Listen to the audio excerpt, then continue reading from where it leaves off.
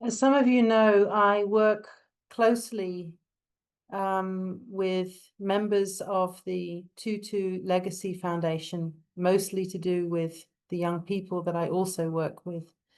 And I was there maybe 2 or 3 years ago, and I saw tucked away on a bookshelf in the bookstore this book. And I bought it and I read it, and I remember thinking at the time, oh, she's old, but her impact has been immeasurable. And I wished her an even longer and healthier life. And thankfully she did. She lived 2 or 3 years after that. But this was the book. It's what she called the Book of Hope. And I thought to myself, well, if Jane Goodall, who's lived all those years and done all this work, could actually write a book called The Book of Hope, then maybe, just maybe, there might be. And so, based on the pages that are inside this book that I read voraciously, I've read it a few times now, I've titled today's sermon, Her 4 Reasons for Hope, which she explains in these pages, and I would like to share with you. And I do so because, of course, when we gather on days like today, I'm sure you agree that very often the world feels very heavy. News of wars, a warming planet, injustice, and uncertainty. And I'm pretty certain that you, like me, feel that hope can feel very fragile.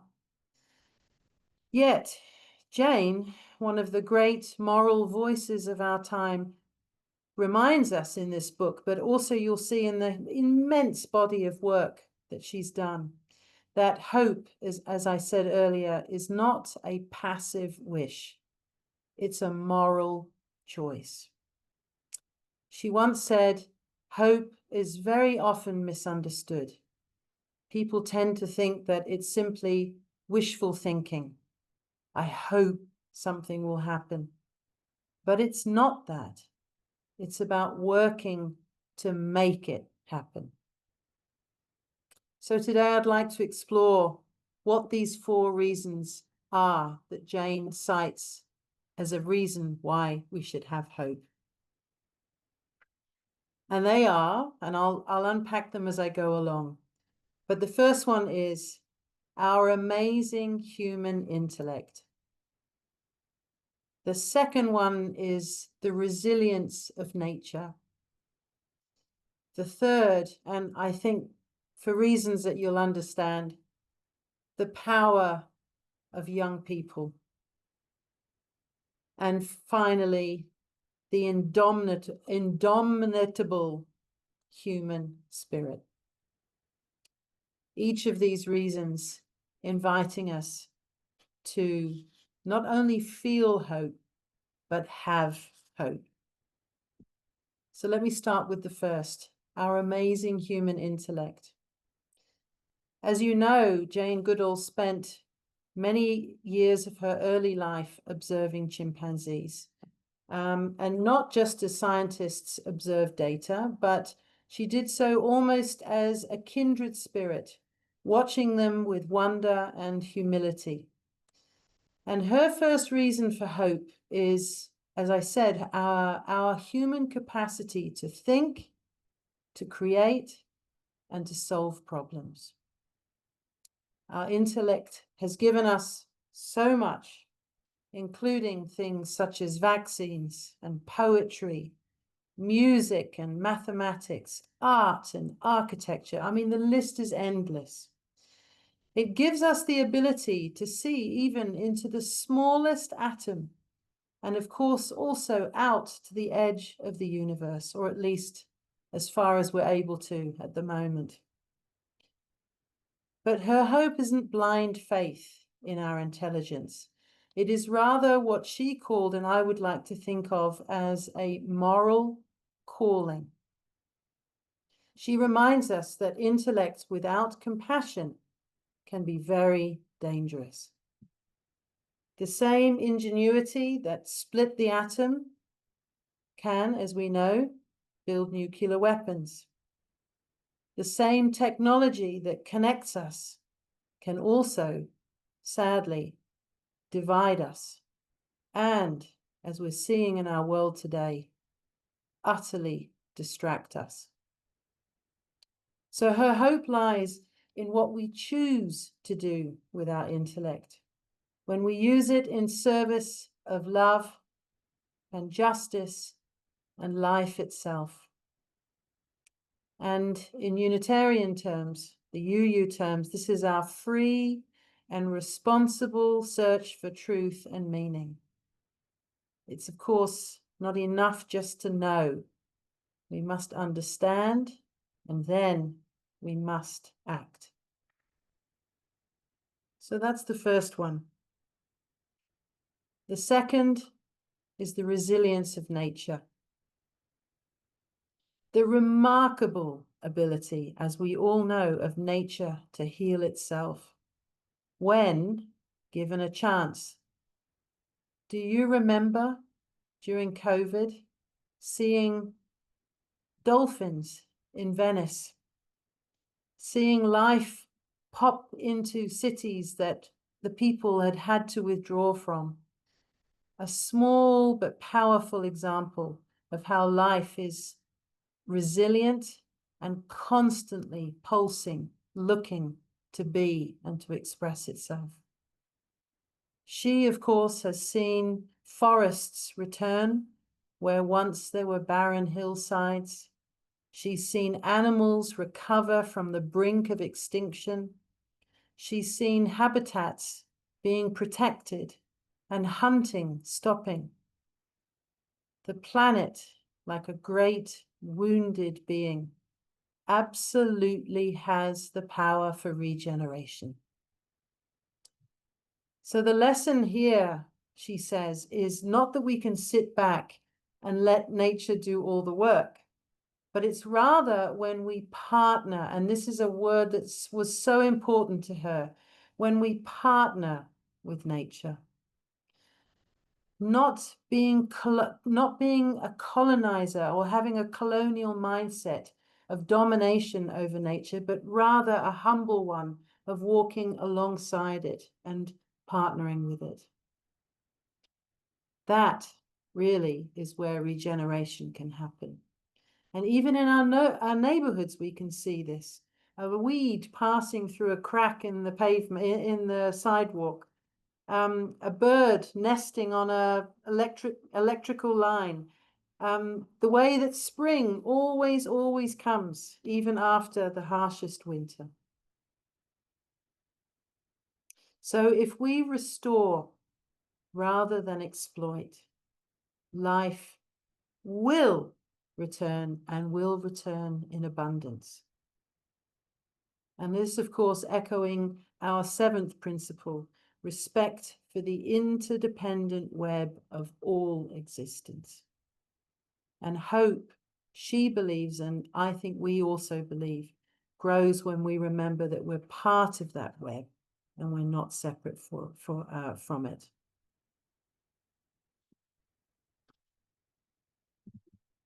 The third one, as I mentioned, is a hope that's close, very close to my heart too. Jane, of course, spent not just only time with the scientific world and obviously in her observation of chimpanzees in Africa, but also with children. I don't know if you know this part of her work. She created a part of it called Roots and Shoots. It's a program which started in 1991 and now reaches apparently over 100 countries. And in that Roots and Shoots, she was seeking, and it's, by the way, it's continuing, even though she has passed away, it's continuing to empower young people to take action for their fellow human beings, for animals, for the flora, the fauna, and the environment as a whole. She says it's the power of youth that is our third reason for hope. And of course, we all know from looking at the young people that are in our lives, they remind us that the future is not fixed. And I think that's something all of us need to grasp, I include myself in this, that they see possibilities where often we might overlook them, or we have fallen into despondency or despair. They see possibilities. If we guide and teach and support them on their journeys, including while they're grappling with the world that they now find themselves in, they do have the capacity to change these systems that we feel are wreaking havoc in our world. And Jane herself, and I do too, and I'm sure most of us do, know that young people can do this with courage and creativity. And it's up to us to find ways to show them that hope is not just a noun, it's a verb. And when young people are trusted and listened to and equipped, they become, Jane believes, and I do believe too, an unstoppable force for good. She said once, when young people understand the problems and are empowered to action, they always make the most inspiring change. And so my challenge to all of us, and again, I include myself in this, is how we continue to find ways to draw alongside our young people in any way that you can. Even, and this is a heartfelt invitation, even if it's vicariously. I want you to know that next weekend, I'm taking the grade 10, 40 of the grade 10 learners to camp. And Judy, I know you've been very invested in this particular part of their journey. And I want to thank you for that. And I want to invite all of you. I want you to know and to believe that you are vicariously part of the work that I and my team are doing.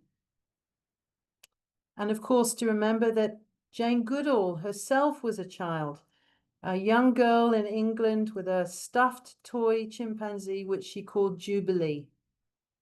And she, in her little house in England, dreamed of living amongst animals in Africa.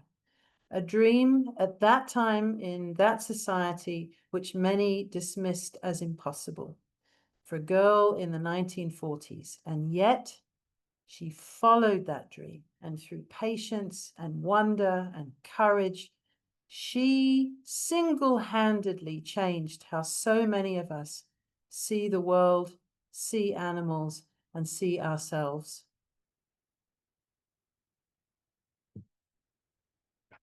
And then the last thing I want to share with you is the human, unquenchable spirit. It's similar to the flame that refuses to go out, even in the darkest times. There's a beautiful chapter in the book of Isaiah.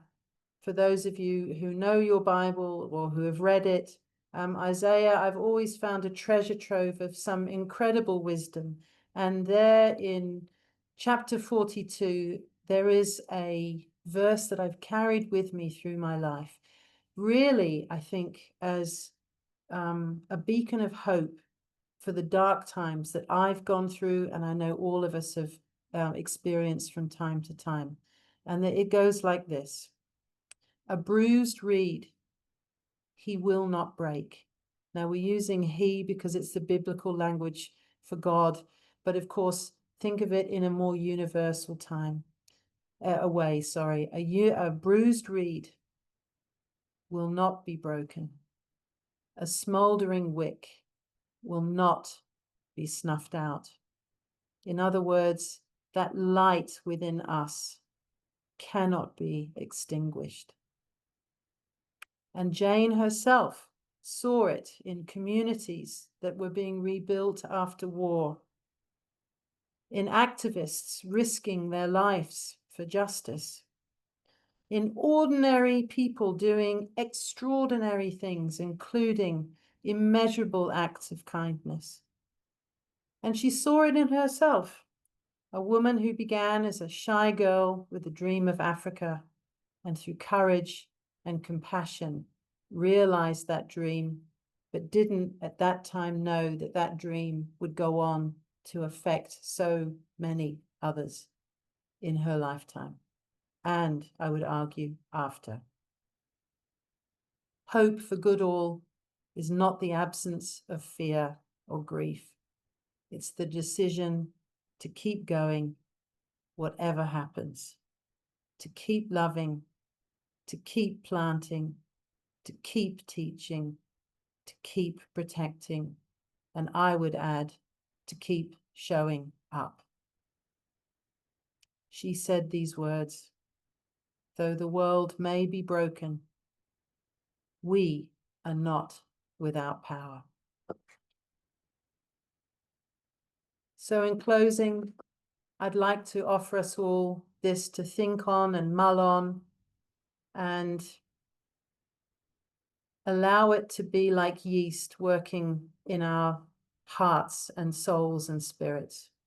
When we put these 4 reasons together, we see a pattern, a dance between heart and mind, humanity and nature, youth and age, despair and courage.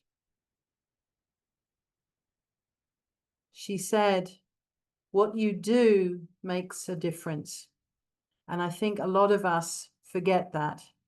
So I want to say it again, and I speak to myself as well. What you do makes a difference. And you just have to decide what kind of difference you want to make. And so may we choose each day to be people of hope, to repair rather than destroy, to listen rather than dismiss, to act rather than despair, and to believe that even the smallest act matters. And may our times together, every Sunday when we gather, help to encourage us as a community as well as individuals to renew our spirits, strengthen our resolve, and remind us that we can be reasons for hope. And let me share words of wisdom, not just from Jane, but also another great hero of mine, Desmond Tutu, who said this: do what you can, where you can.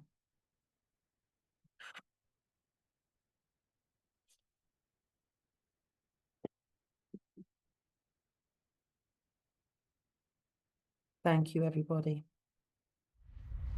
If you like this video, please like us on YouTube, subscribe to our YouTube channel, and click on the bell to be notified whenever we post a new video. Thank you.